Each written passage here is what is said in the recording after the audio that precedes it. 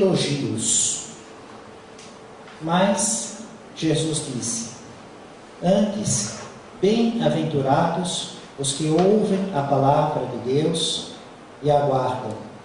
Versículo 28 do capítulo 11 do Evangelho de Lucas.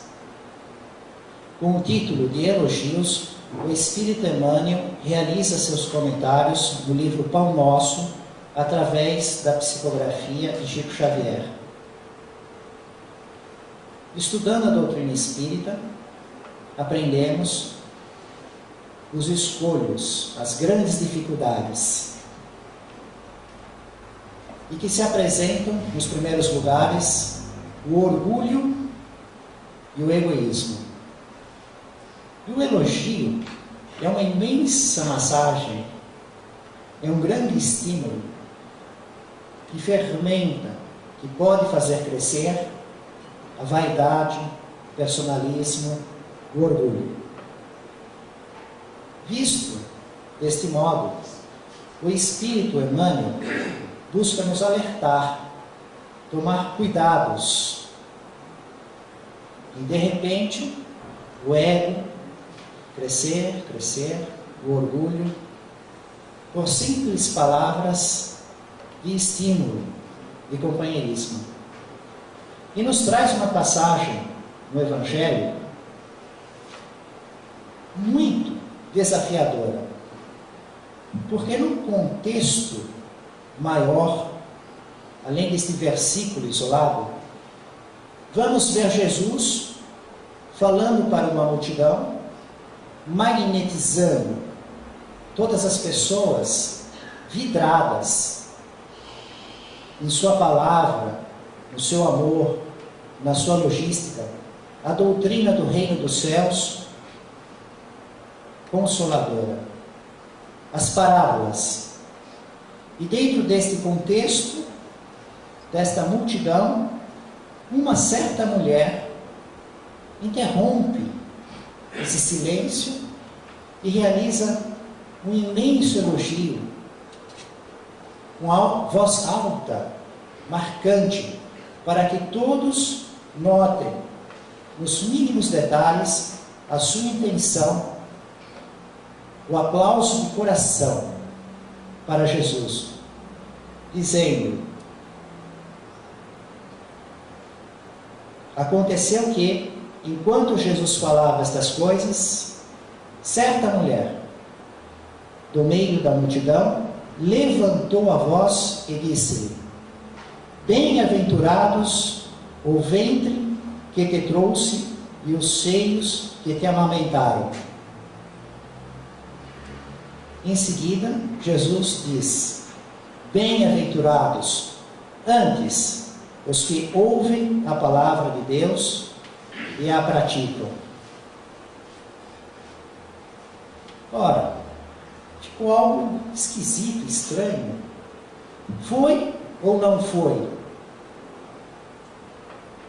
um elogio? Até lemos o texto de novo. Será que a mulher foi chamada a atenção? Não foi um elogio? Observamos que o mestre não tira o valor da bem-aventurança do ventre e dos seios. Mesmo porque isto é simplesmente uma forma do jeito que os judeus falavam na época, figurada, alegórica.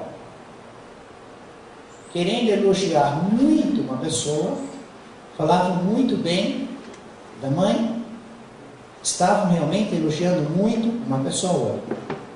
Do mesmo modo, ou de modo inverso, querendo ofender uma pessoa, ofendem a pessoa da mãe, estariam ofendendo a pessoa. Então Jesus não tira o contexto do elogio, não contesta, não diz que não é, deixa de ser bem-aventurado os seios. Logo, ele não recusa o elogio que é para ele, ele não recusa, só que ele coloca um antes, um indispensável, um antes acima desse elogio. os que ouvem a palavra de Deus e a praticam.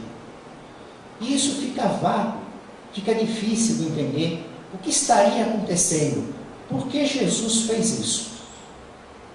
No entanto, na produção mediúnica de Chico Xavier, dando os nomes aos bois, nos contando todo o contexto do que acontecia, tudo ganha um brilho ainda maior.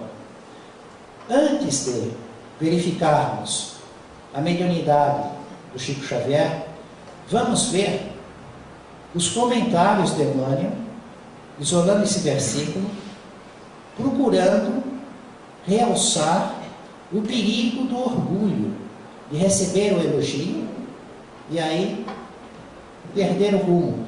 Tipo de um piloto que faz o plano de voo, calcula o motor, o vento, tem um trajeto do voo e vai verificando a sua posição à medida que o voo vai acontecendo, e às vezes ele está atrasado, porque tem vento de frente, o motor não está rendendo muito, às vezes está adiantado, pega vento por trás, o motor está rendendo mais do que o previsto, está desviado e tem que ficar fazendo corretivos.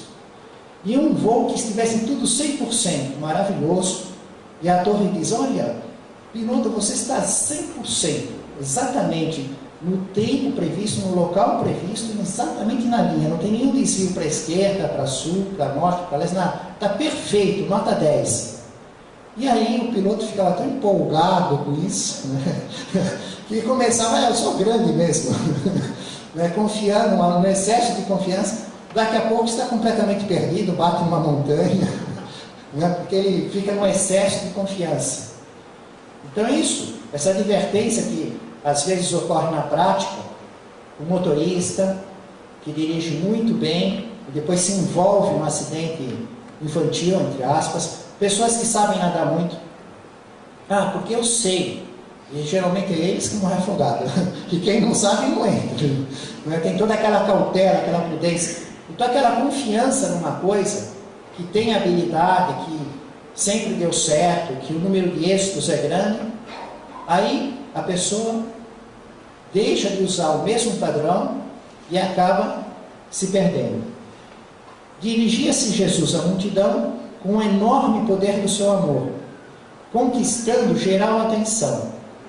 Mal terminaram as observações amorosas e sábias, eis que uma senhora se levanta no seio da turba e, magnetizada pela sua expressão de espiritualidade sublime, reporta-se em alta voz as bem-aventuranças que deviam caber a Maria por haver contribuído na vinda do Salvador à face da terra. É curioso notar que isso não é o habitual de Emmanuel nos seus comentários. Ele costuma isolar o versículo e fazer um comentário sem se preocupar com todo o contexto geral em que aquilo está acontecendo. E neste versículo, nesta lição, não. Ele fez uma reportagem daquele cenário do que ocorria. O elogio pessoal, mais adiante, diz Emmanuel, veneno das obras mais santas a sufocar-lhes propósitos e esperanças. Escreve Emmanuel num sinal de advertência. Tomar muito cuidado. Se admiras algum companheiro que se categoriza a teus olhos por trabalhador fiel no bem, 2 pontos. Aí ele passa a dar 2 possibilidades. Uma, não o perturbe com palavras das quais o mundo tem abusado muitas vezes, construindo frases superficiais no perigoso festim da lisonja. Aqueles casos que aí chega, exagera, fala, massageia o ego. Inclusive, na pouca experiência administrativa que tive, observava que era uma das táticas de maior sucesso dos vendedores se aproximar das pessoas elogiando tudo lá. Eles iam ver aonde que a pessoa que estava diante tinha o ponto fraco. Se era na aparência física, ele fazia um elogio aqui. Se era no saber dos negócios, ele se punha na posição de quem estava diante de um sábio. Ele ia testando Até que a pessoa, de repente, espontaneamente já falava, ele começava a fazer aquele elogio, chegando lá pequeno, e aquela pessoa fazia uma boa venda. E aquele que não usasse essa tática de massagear o orgulho, descobrir o ponto vulnerável e fazer o elogio, adiava a venda, não conseguia vender. A segunda possibilidade, ajuda-o com boa vontade e entendimento na execução do ministério que lhe compete, sem te esqueceres de que, acima de todas as bem-aventuranças, brilham os divinos dons daqueles que ouvem a palavra do Senhor, colocando-a em prática. Outra curiosidade, que Emmanuel reforça a condição do antes, ouvir a palavra de Deus e colocar em prática. O que acontece com quem ouve a palavra, com quem compreende a logística que está no Evangelho, no ensino moral de Jesus e vive de acordo com aquilo? Evolui espiritualmente. Na hierarquia dos espíritos, o que é evoluir? O que é salvação? É a evolução. Os espíritos são seres inteligentes, estão inseridos num processo evolutivo, com destino à perfeição relativa da criatura, que é incomparável com a perfeição absoluta do Criador. Inclusive hoje, à tarde, na gravação do programa do Estúdio 8, com o professor Sérgio Trombelli, ele ficou muito entusiasmado com essa questão da perfeição relativa da criatura e da perfeição absoluta do Criador. Quando falamos desse contexto, ele falou, puxa, mas isso aí é um programa da tarde. Então, nós vamos tentar ampliar um pouco o cenário, né? Jesus falava. O que Jesus falava antes dela ter dito isso? Como a anotação foi no Evangelho de Lucas 11, capítulo 27 e 28, é ver na própria anotação de Lucas o que tem lá, qual era o assunto. Vamos ver se na própria anotação do Evangelho tiramos alguma dica, algum esclarecimento que esclareça por que Jesus colocou essa condição da evolução espiritual, de construir o reino de Deus no próprio coração, de ouvir a palavra de Deus e vivê-la. O que encontramos? Jesus falando uma parábola.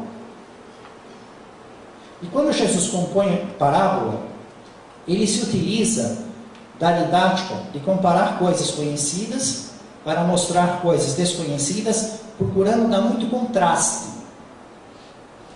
Como, por exemplo, na ovelha desgarrada, de 100 ovelhas, uma se desgarra. E aí o pastor deixa 99 para ir atrás de uma, podendo se dispersar, podendo as feras pegar a ovelha.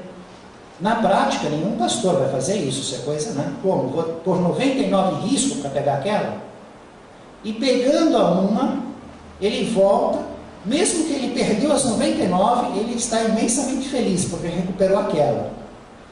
Na prática, ninguém vive assim, mas Jesus compõe a parábola assim, porque o fundo que ele está ensinando, ao colocar essa parábola, é a misericórdia de Deus. Ele está comparando a ovelha perdida às pessoas que desobedecem a Deus, que estão nos vícios, nos maus sentimentos. São a ovelha perdida que Deus não vai deixar. Ele vai atrás e vai ter uma festa enorme, recuperando, vai localizar e trazer nos ombros. Então ele cria certos efeitos em que as pessoas sabem que ninguém vive daquele jeito, mas marca emocionalmente muito forte, não dá jamais para esquecer. O caso da dracma também, que a mulher perde, tem 10 moedas, perde uma, ela vai, naquele tempo, com aquelas piso irregular, aqueles cenários escuros, ficar procurando uma moedinha de 10 com um valor pequeno. Quem ia fazer isso? Você está andando na praia, andou para lá, para cá, para lá, perdeu uma moeda de 1 centavo, 10 centavos, R$1 lá, vai revirar a areia da praia inteira atrás da moeda? Achou a moeda, você chama o vizinho para fazer a festa? Você perdeu R$1 na sua casa. Aí você vai procurar? Vai, que procure e acha. Aí você chama o vizinho para comemorar se ganhar na Mega Sena uma moeda. Mas essas colocações davam aquele contraste. Então Jesus compõe a parábola. É após esta parábola que a mulher faz o seu elogio e ele então coloca a condição primeira de ouvir a palavra de Deus e praticar, evoluir espiritualmente, construir o reino de Deus no próprio coração. A parábola é o seguinte: ele está falando de desobsessão. Claro que não nesse termo, porque esse é o nosso termo, de expulsão de demônios, o modo que eles anotavam no Evangelho. Na realidade, é uma luta de espíritos inferiores, porque toda obsessão é o equilíbrio das forças inferiores. O obsediado é um espírito inferior. Se não fosse, ele não estava no domínio do outro. O outro mau espírito está fazendo um domínio. Eles se revezam nessas forças. O equilíbrio das forças inferiores, como diz o Espírito Emmanuel. E essa é uma separação de corpos. Então, quem vê duas pessoas se engalfinhando, a caridade manda separar os corpos. O que Jesus fazia com sua autoridade moral, simplesmente falando, foi interpretado e anotado como expulsão dos demônios. Porque quem anota, os evangelistas, as pessoas que vinham, não compreendem a parte demônio de quem está sofrendo obsessão. Os seus erros atuais e passados, que deu o equilíbrio das forças interiores. E não vê como é que é feita essa separação, que simplesmente o espírito obedece porque ele não tem como desobedecer. É uma simples separação de corpos, que é a caridade. A parábola que Jesus compõe, que está no capítulo 11 de Lucas, versículo 24 e 26, imediatamente antes da questão do elogio da mulher, é: quando o espírito impuro sai do homem, perambula por lugares áridos, procurando repouso, mas não encontra. Então diz: voltarei para minha casa de onde saí. E voltando, encontra desocupada, varrida e arrumada. Então, sai e toma consigo outros 7 espíritos piores do que ele. E ali entram e habitam. E a condição posterior desse homem torna-se pior que a anterior. Assim acontecerá também a esta geração perversa. Então Jesus fala de um demônio que sai em busca de um lugar melhor, não encontra, volta, encontra a casa anterior varrida, adornada. Que maravilha! Busca mais 7 para ficar na casa que estava e que tinha saído, e fica então pior do que antes. Uma imagem muito forte, mas que também só por essa anotação e na sequência o elogio da mulher ainda fica vago, não dá para entender o que está acontecendo. Porém, no livro Boa Nova, o capítulo 7, a luta contra o mal, nós vamos compreender porque os espaços vazios, quem está fazendo o quê, quando, aonde, o porquê das coisas, são detalhados nesse capítulo. O espírito Humberto de Campos, através da psicografia de Chico Xavier, capítulo 7, a luta contra o mal. Os fatos que mais impressionavam as pessoas, a multidão que via Jesus, era a expulsão dos demônios, que Humberto de Campos, uma linguagem mais adequada, diz a amorosa determinação. Vejam que interessante, expulsar o demônio, a linguagem do Evangelho, Mateus, Marcos, Lucas e João. Judeus, com um jeito de falar todo alegórico, os evangelhos, a maior parte escrito em grego, Um jeito totalmente diferente de falar, descritivo, completamente diferente. Uma mulher bonita no estilo grego. Altura, peso, cor da pele. O jeito grego de falar. Uma mulher bonita no estilo judeu. Uma rosa que cheirava em pétalas vermelhas. Cadê a rosa? Não, é aquela mulher bonita que está passando. O estilo diferente. É o mesmo que nós aqui, no Brasil, a pátria de chuteiras, futebol, paixão nacional, como o inglês é o idioma universal, tem que escrever em inglês para uma cultura americana que não joga bola, mulher joga mais do que homem lá, a respeito da nossa rivalidade, competição, nosso amor ao futebol, né? Então é mais ou menos isso, judeus com um jeito de falar, usando um outro idioma, que era o idioma universal, o grego. Por isso é que esse fenômeno é escrito assim, expulsando demônios. No entanto, Humberto de Campos traz a colocação perfeita, porque tudo de Jesus é amor incomensurável. Simplesmente foi determinação amorosa. Uma determinação que nós não podemos querer realizar, porque no nosso nível evolutivo, muitas vezes, estamos abaixo do demônio que aparece. Não temos um certo vício, mas temos outro. E se formos querer mandar ele sair, é mais fácil ele pôr a gente para fora. Né?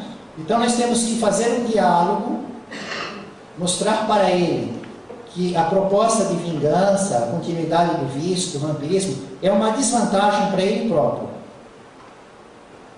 Mostrar a lógica que ele não está conseguindo ver. Que criatura nenhuma escapa da justiça e da misericórdia de Deus. Convidando ele a deixar só. Né? Jesus era outro esquema, porque ele tem autoridade moral. Está na hierarquia dos espíritos, ele chegou no máximo da evolução. Nós estamos em processo evolutivo muito próximo do início. Jesus completou, não existe mais processo. Então, a sua determinação amorosa é irresistível. Irresistível. Nenhum espírito, Jesus querendo separar os corpos, ele diz, não, mas eu não saio daqui, quero ver quem me tira. Esse fenômeno impressionava muito por quê? Por causa da cena da pessoa possuída, fascinada, das loucuras que ela faz, dos gemidos, das gesticulações, dos gritos. E de repente Jesus dizendo, sai, naquele mesmo instante a pessoa cai, não se vê o espírito saindo, a pessoa se recompondo. Então é um contraste muito grande de algo estrambólico, aquele grito, aquele gemido, aquela voz. De certo modo, nós temos uma janela disso nas reuniões mediúnicas. Nesta sexta-feira mesmo, na nossa reunião mediúnica, depois da palestra, foi solicitada a autorização para uma certa corrente de espíritos se manifestar. Nós concedemos. Foi muito trevoso. O sofrimento deles é muito grande, muito gemido, aquele tipo de voz. Depois, nos comentários, nós pensávamos, mas a voz da médium ficou parecendo aqueles filmes da voz do demônio. Né? Então, são coisas que impressionam, marcam muito. Imagina, naquela época, eles vivendo dezenas e dezenas de casos que traziam de todo lugar as pessoas dementes, possuídas, e Jesus tirando, determinando esses espíritos a se afastarem, todos eles tentando fazer algo, às vezes conseguindo, às vezes não, e Jesus sempre conseguindo. Então, impressionava muito. O demônio, no Evangelho, é utilizado o sinônimo de adversário do bem. Não tem nada a ver com o anjo decaído. Nada a ver. É na época de Jesus, a interpretação do próprio Jesus, e não as interpretações humanas equivocadas do futuro. Porque Deus não faz anjo com defeito de fabricação, como as montadoras fazem os carros, com defeito de fabricação. Monta tudo direitinho, passa na revisão, a gente está rodando com o carro, aí ele sabe que tem que levar o carro lá, porque tem tal peça que tem que trocar, faz um recall do carro. Deus não faz recall de anjos. Eles não degeneram moralmente. Então o demônio era o homem perverso, no exercício do livre-arbítrio, aquele que faz o mal. Tanto que o próprio Jesus, no próprio Evangelho, diz assim: eu escolhi os 12, se referindo aos 12 discípulos. No entanto, um deles é o demônio. Ou seja, no colégio dos discípulos de Jesus tinha um demônio. Jesus, na Santa Ceia, na última ceia, ele molha o pão, pega o pão, molha no prato, no molho, não é assim? Pão, prato com molho. Não é garfo, faca, não. Pão, prato, aí Jesus pega o pão, molha e dá para o demônio, Judas. O que é o demônio? É o homem na posição infeliz. Ele estava planejando um golpe político para libertar o povo judeu do domínio romano, desobedecendo as instruções do próprio Cristo. Então, dentro desse contexto, e o mais impressionado de todos por esses fenômenos é o discípulo Tadeu, dos 12. Também nós não saberíamos isso jamais se não fosse a revelação mediúnica do Chico Xavier. Todos os 12 ficavam impressionados, todo mundo ficava, mas qual dos 12 se impressionava mais com a expulsão dos demônios? Aquele era o mais ficava Tadeu. O que acontece um dia é que Jesus sai com Tiago e com João e foram para Cesareia de Filipe.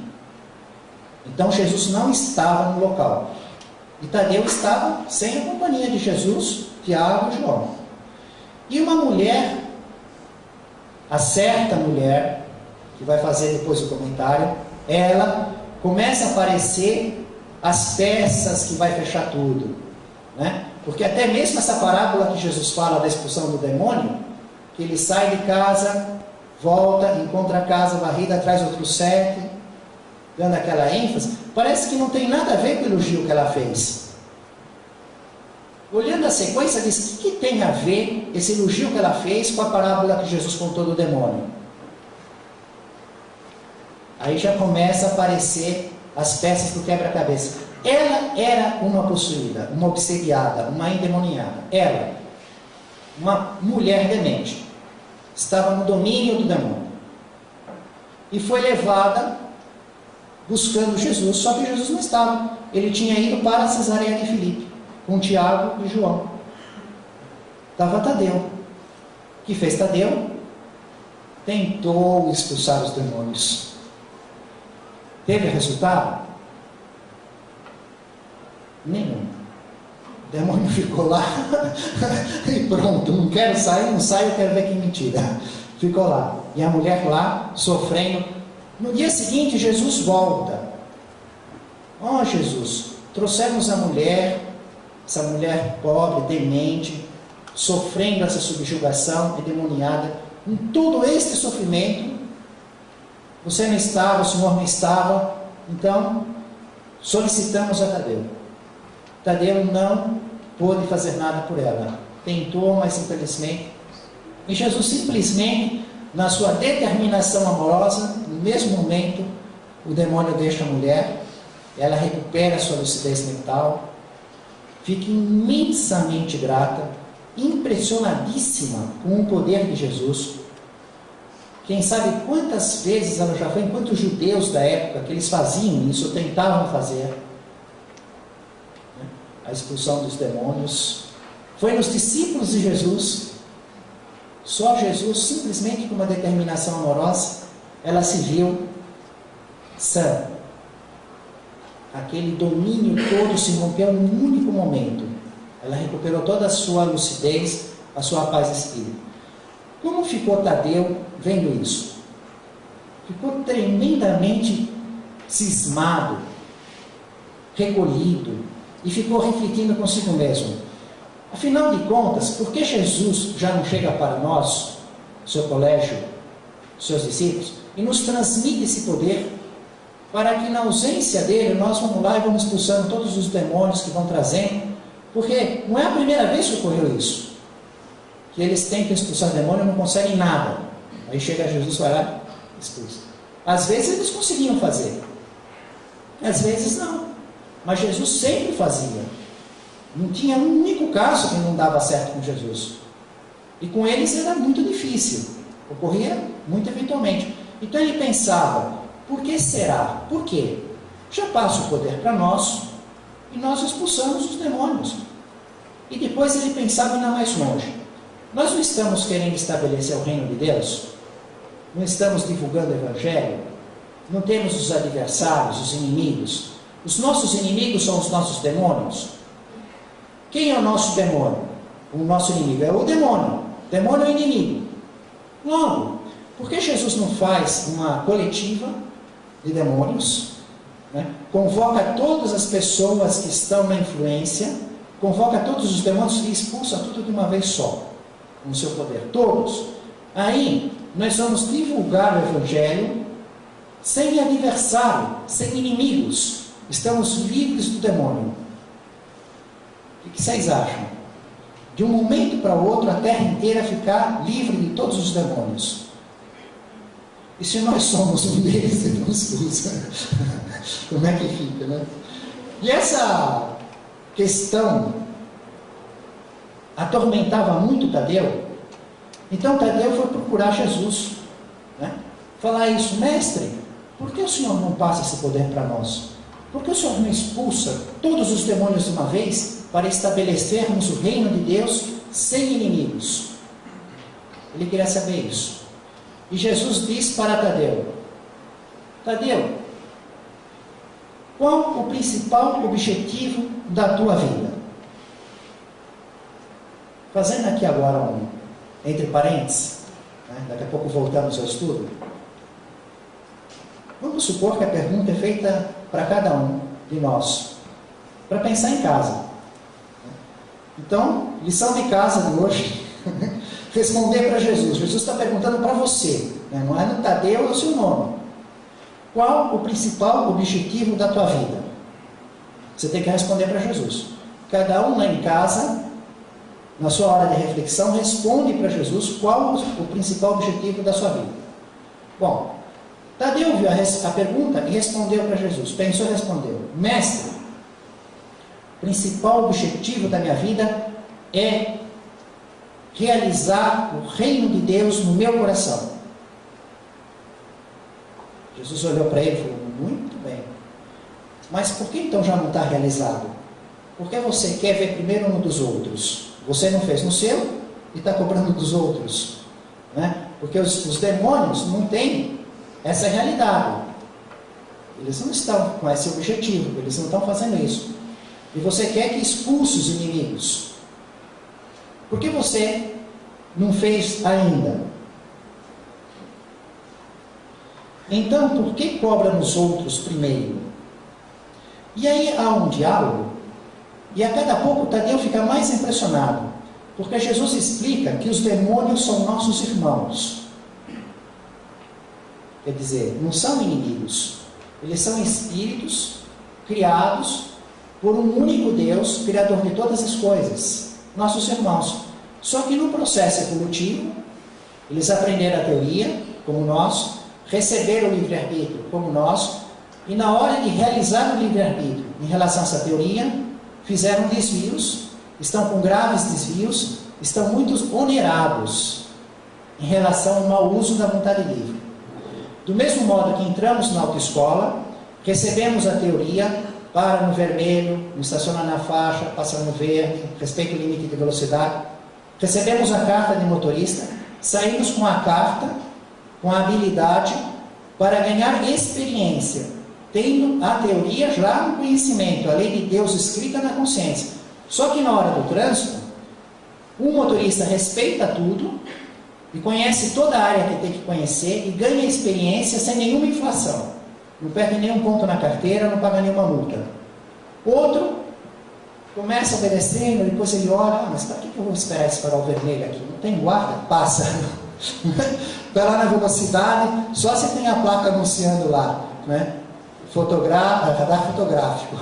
Passou a placa, ele larga e tal, vai começa a multa para cá, para lá. Depois está todo endividado. Então esse é o demônio.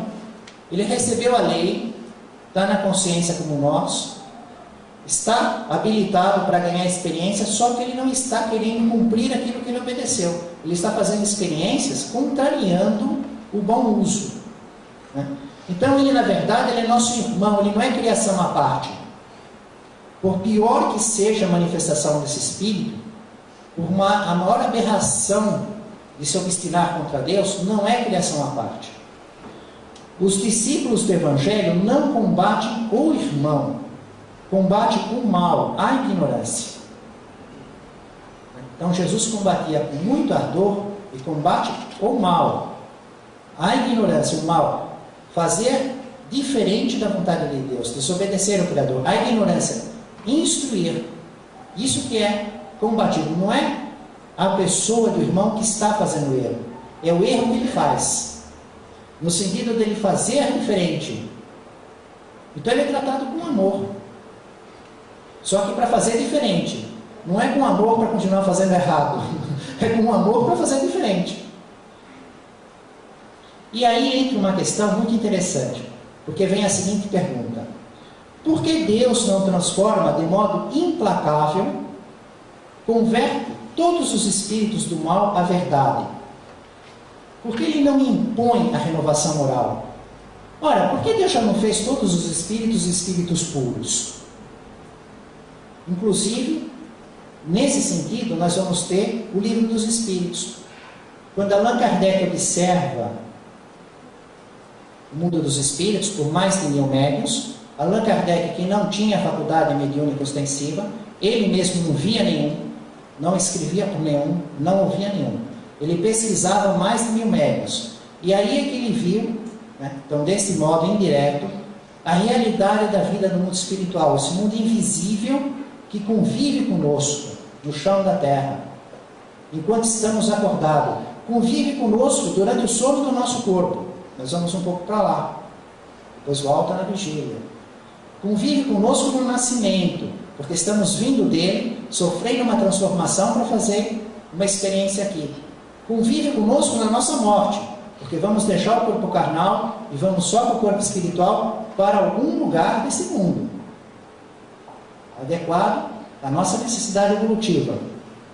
Então, vem a necessidade de reencarnar, de progredir, de evoluir por experiências, usando a vontade livre, e aí desobedecendo a Deus e tendo sofrimento, e podendo sofrer muito, porque Deus deixa de desobedecer muito. Haja vista que na história do planeta nós tivemos escravidão, bomba atômica, guerra, tudo quanto é, não precisa voltar nessa parte aí, né? E Deus só não permite erro que não tenha correção. Então tudo isso ainda tem correção. Tem algo de último ainda em tudo. Já é um limite enorme, né? Já é um parâmetro enorme. Mas eles olham e falam assim: por que não era muito mais fácil já nos ter feito espírito puro? Para que fazer princípio inteligente? A gente tem que progredir, né? Inclusive é uma resposta que os espíritos dão de modo um pouco mais grave, né? Como ousas tomar contas da logística do Criador? Quem somos nós para isso? Mas Deus quis fazer todos absolutamente iguais. Se Ele fizesse um milímetro de diferença a qualquer um, não haveria justiça perfeita, haveria privilegiados ou deserdados. Mas Deus nos cria no princípio inteligente. Aí esse princípio inteligente vai evoluir até ganhar pensamento contínuo. Segundo a produção mediúnica de Chico Xavier, mais de 1 bilhão e 500 milhões de anos. Cada um de nós já tem esse de princípio inteligente. Quando chega na fase humana da evolução, a qual nos encontramos, né? Pensamento contínuo, dentro desse contexto, então nós vamos evoluindo até chegar à perfeição, nós vamos nos individualizando. Quando chega à perfeição, cada um tem o seu mérito e está individualizado, diferente, personificado. O que são os espíritos puros, então? O que era o princípio inteligente? O princípio inteligente de que todos saímos são todos absolutamente iguais. O nosso destino, espírito puro, somos todos absolutamente diferentes. Diferentes. Porém, mesmo sendo diferentes, todos conhecem toda a lei de Deus que é dada à criatura conhecer, tem o 100% da vontade livre que é permitido a uma criatura, e não comete nenhum erro. É imaginando uma sociedade que todo mundo tem direito de andar de automóvel e ninguém comete nenhuma infração. E cada um faz um caminho que quer. Né? A sociedade dos espíritos puros, a família única. Cada um, quanto mais evolui, mais diferente fica do outro. Porém, mais obedece às leis de Deus. Então, a circunstância dos espíritos puros é de uma alegria gigantesca. Se já na Terra, aquele que tem dentro da própria casa, mora com algumas pessoas e todo mundo é com a pessoa, já é uma maravilha. Tem uma pessoa lá que, né, é o, entre aspas, aí, o demônio, né, já torna a casa um inferno. E na sociedade? Imagina, por exemplo, como facilitaria a minha vida se eu pudesse estudar lá nas Pitangueiras. Eu levo os livrinhos, eu tenho que levar uma sacola e carregar na mão. Porque deixou lá, sumiu. Já roubaram até o guarda-sol. Por incrível que pareça, roubaram o guarda-sol. E isso é a melhor parte, porque nunca me foram assaltados, batiram, nada, estão só levando coisas. Né? O que acontece com as pessoas que chegam no poder e que vão influir na vida das pessoas? Elas têm, em primeiro lugar, assim, no bem geral, o que todo mundo necessita: água, alimento, transporte, saúde, educação. É esse o pensamento que está no coração e na providência deles. Né? Os orientadores do mundo, eles fazem de acordo com o que Jesus ensinou, mas como você é mestre, orientador do mundo e não conhece essas coisas? Eles vão se instruir a respeito da realidade espiritual, que é a verdadeira realidade, para então serem administradores, médicos, engenheiros e comandarem o mundo com consciência da realidade espiritual. Que os roubos, mesmo passando na impunidade humana, estão contabilizados no próprio perispírito. Imagina como vai ser a vida, como vai ser a morte, como vai ser o futuro. Está tudo lá materializado. Mas ele faz completamente alheio, rebelde. Porque a doença não está agora, ele pensa que não vem nunca. Porque passa pela impunidade humana, ele pensa que Deus não está vendo. Então, Deus fez assim, a progressão. Aí Tadeu disse assim para Jesus: Jesus, Senhor, vossas palavras são sempre sábias. Entretanto, né, essa que é uma parte tão interessante, porque Jesus falando com ele sobre a evolução dos espíritos, a salvação, de certo modo fica aí a reencarnação dentro desse diálogo, a evolução, ele entendeu tudo, maravilha, espetacular. Só que aquilo realmente, que era o problema dele, porque Jesus determina amorosamente, expulsa o demônio, só com um olhar, fala vai, sai, o demônio sai na hora, e ele não, ele quer saber fazer do mesmo modo. Né? Como é que eu faço? Entretanto, de que necessitarei para expulsar os demônios? O que Jesus respondeu para ele? Qual foi a primeira pergunta que Jesus fez para ele? Qual a lição de casa dos senhores? Qual o principal objetivo da sua vida? Que Tadeu respondeu: construir o reino de Deus no meu coração. Né? Aí Tadeu pergunta: o que eu preciso fazer? O que eu preciso ter para expulsar o demônio do jeito que o senhor faz? Jesus diz para ele: voltamos ao início. Você precisa construir o reino de Deus no teu coração. Eu faço porque tenho construído. Diz Jesus. Você não faz porque está na primeira pedra. Que poder vai ter? Por que ninguém faz? Por que nós não fazemos? Falta de autoridade moral. Não é autoridade moral dizer, nossa, fui lá assistir a palestra, o cara disse que não tem. Não é isso. Né? É a autoridade moral que nós vemos lá nos bons espíritos, né?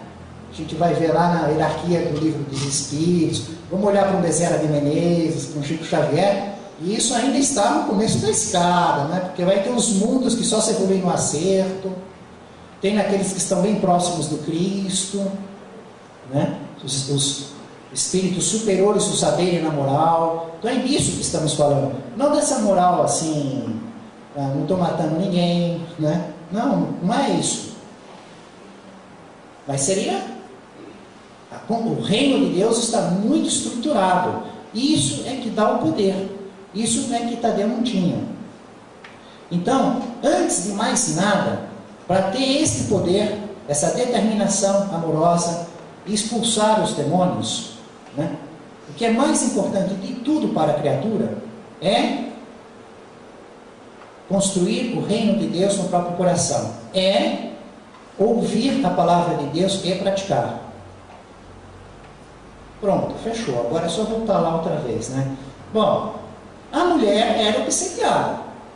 Jesus expulsou o demônio. Ela estava naquela multidão. Jesus conta essa parábola. Jesus está falando, finalizando com uma parábola, um ensino que ela sofreu na carne. Imagina a alegria dela. Tadeu lá por perto, ouvindo, né? E aí ela faz um elogio. Jesus aceita o elogio, mas marca profundamente a lição, dizendo que antes disso, que ele realmente merece, antes de mais nada, o que é mais importante? Ouvir a palavra de Deus e praticar, ou seja, construir o reino de Deus no próprio coração.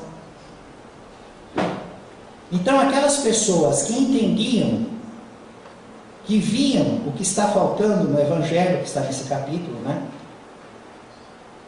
Porque anotando só como fez Lucas, e uma partezinha aqui em Mateus, olhando só esse texto, é muito difícil ver isso. Mas sendo você, estando naquela multidão que viu a mulher atormentada chegar, viu a impotência de Tadeu, a falta de recursos, viu Jesus fazer, acompanhou as explicações, esse diálogo, e depois vê Jesus receber esse elogio da própria mulher, e aí ele coloca se antes, o que é mais importante de tudo é construir o reino de Deus no próprio coração.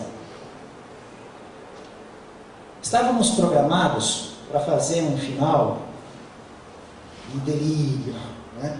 Porque tem uma parte de elogio no livro Paulo e Estevão que faz chorar. Porém, em virtude do horário, será motivo da nossa palestra da próxima sexta-feira. Família espiritual de Jesus, no caminho do reino dos céus, em nome do Mestre Jesus, louvado seja Deus.